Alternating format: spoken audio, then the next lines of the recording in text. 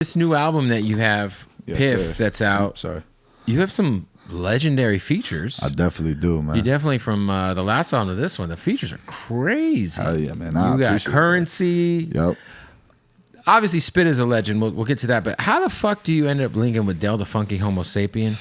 And by the way, as a kid who's 21 years old, that's just that's awesome. Nah, absolutely. Del's the guy, Hyro, especially. But that's some Bay Area shit. That's some West Coast Absolutely. shit. You know? Yeah, I mean, long story short, I mean, I got my man Curdy Pandy over here.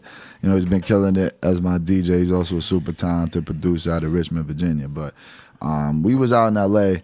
Last time I was here. I was stuck around for like probably 3 weeks or something. And Dante, my manager, who obviously has a long relationship with Del, was like, yo, we'll take a trip up to the Bay and go like fuck with Del. Like, you know, I've never been out to the Bay. So we went up there. Crazy trip, long story short. But yeah, you know what I'm saying? It was definitely a fun experience. Took shrooms with Del and we actually made like 2 or 3 records that day that weren't actually the record that it ended up being on the album. And yeah, you know, we just ended up kind of like fucking around. You say you ate shrooms with him? Yeah. Wow. Yeah, it was cool, man. Up at the Empire Studios in shout out to San Fran. Ghazi. Yeah. Shouts out to Danielle Paz too. Wait, so you're shrooming with Del, making records? Yeah, but none of them are coming out. Like they're all for the archives, you know. But like it's kind of cool. It's like you take a picture with your friend and you look fucking disgusting in it. You're not gonna post it, you know. Right. But you still gotta like appreciate it, you know. But yeah, that was mad cool. And how much did you guys eat? Not like a crazy amount. Like definitely it was gummies, but I think me and him killed a pack of gummies together. I mean, you split a pack. I mean, oh yeah, we was good. We was nice. Everyone's good. Yeah. It was definitely nice. Everything sounds good when you're that high on shrooms. Absolutely. Whatever the fuck's coming through the speakers, you just are like, oh yeah. Yeah, no, definitely. And like, and then you listen back, you're like, what the fuck was going on? yeah. But you know, we ended up my fault. No, you're good. Ended up making it work. That's dope, man. And you know, yeah, I gotta give some credit to Curdy because we ended up like getting another verse from Del a few months later, just because like we were like, yo, like these are kind of like both of us were like off it, and he was like, yeah, I got you. He sent us a new verse, and then like me and Curdy were kind of like, let's fucking change the whole beat because the verse he sent us was good, and then we were just like, we don't really want it on this beat.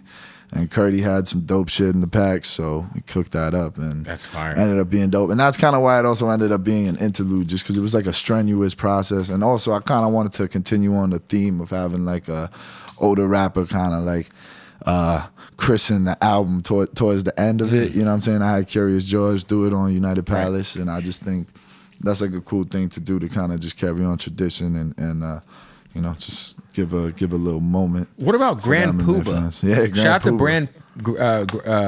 Brand Nubian, who's obviously one of the most legendary hip hop groups ever, and also one of the most slept on groups of all time. Absolutely, man. Yeah. All for One is a classic. Absolutely. But yeah, again, it's just like you're out kicking your coverage here on your age. What were you listening to fucking Brand Nubian back in the day? Like, no, I mean, like I listen to a lot of Poobah's solo stuff. Like I really like the 2000 album, and like, you know, obviously like Dante when I first like your linked up manager's with him. a hip hop historian. He's a fucking OG. Shout out to Dante Ross. Dante Ross, you know, and like when I started working with him, I definitely like went through the catalog of albums that he had worked on, and you know,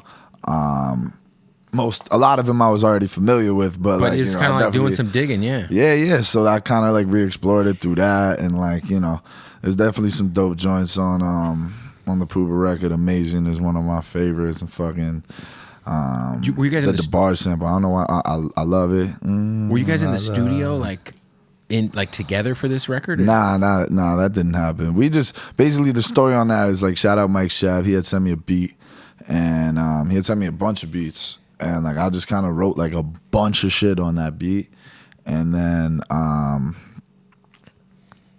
when I was like playing back an early version of the album for my managers Dante and Salim, we were like figuring out what we wanted to do with features and like what songs we were keeping, what songs we weren't. Right. And like the name Grand Poobah came up, and we were all kind of like, yeah, that would actually be kind of crazy, and then. Just kind of worked out like that. Yeah, he sent us a verse and then he sent us a hook like a day later.